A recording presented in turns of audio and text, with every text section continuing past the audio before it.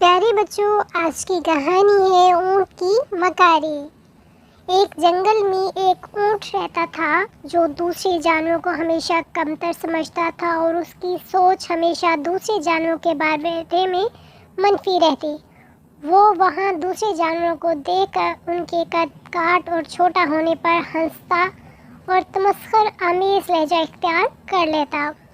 اسی جنگل میں ایک لومڑی بھی رہتی تھی۔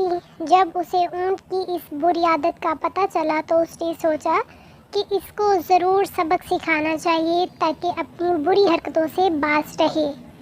ایک دن جب لومڑی جنگل میں اونٹ کے سامنے سے گزری تو اس نے اونٹ کو دیکھ کر زور زور سے ہنسنے لگی اور اونٹ غصہ آ گیا اور وہ غصے کے عالم میں آگے چل دیا۔ اب یہ لومڑی کا معمول بن چکا تھا۔ اس نے آہستہ آہستہ دوسرے جانوروں کو بھی اپنے ساتھ ملا لیا۔ اونٹ اندر ہی اندر آگ بگولا ہو جایا کرتا رہتا۔ آخر تنگ آ کر ایک دن لومڑی سے پوچھ ہی لیا کہ تم روزانہ مجھ پر کیوں ہنستے ہو؟ اس پر لومڑی نے اونٹ سے کہا کہ جنگل میں سب جانور باتیں کر رہے ہیں کہ یہاں ایک بدصورت جانور رہتا ہے۔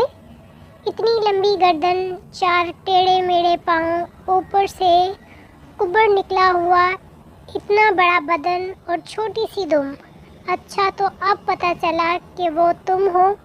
یہ کہہ کر لومڑی زور زور سے پھر ہنسنے لگی اور کہا کہ تم واقعی ایک بدصورت جانور ہو، سب ٹھیک کہہ رہے تھے۔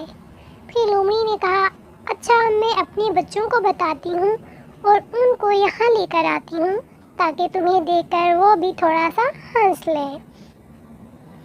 اونٹ سوچنے لگا کہ میں واقعی ہی ایک بدصورت جانور ہوں۔ اپنے آپ کا جائزہ لیا اور پریشان ہو گیا۔